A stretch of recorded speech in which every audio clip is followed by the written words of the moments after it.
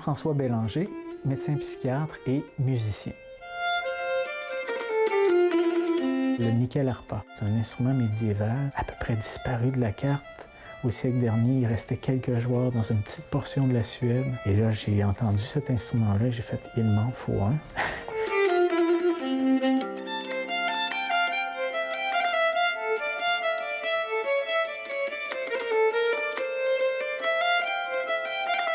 Les 3 enfants, on s'est fait offrir, en bas âge, quel instrument tu veux apprendre. Mes 2 parents ne sont pas musiciens.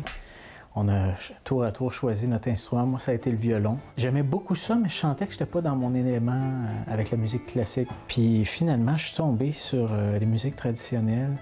Et à partir de là, je me suis mis à apprendre plusieurs instruments différents, toujours en autodidacte, pour explorer comment ça marche.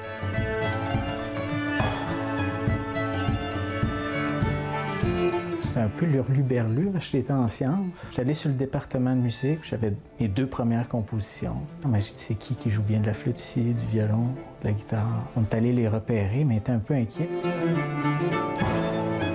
C'était cégep en spectacle, les musiciens ont embarqué, les compositions ont plu, on s'est rendu effectivement en finale nationale. Puis on a gagné la tournée en Bretagne. C'était ma première expérience vraiment à l'étranger.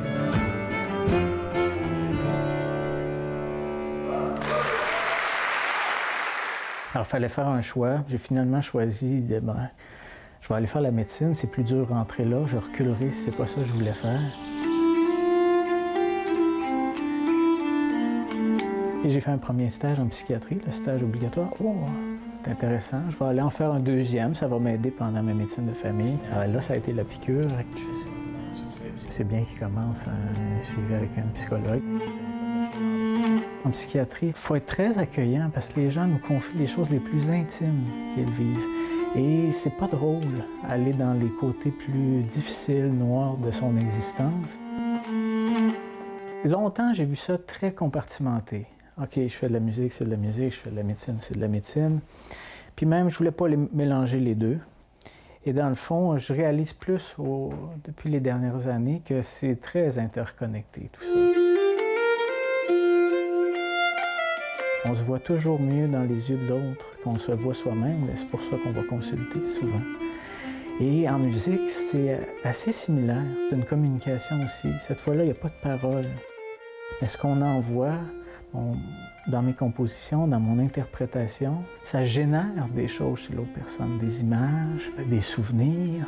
Et les gens disent beaucoup que ma musique est imagée. Dans le fond, un métier nourrit l'autre, visiblement.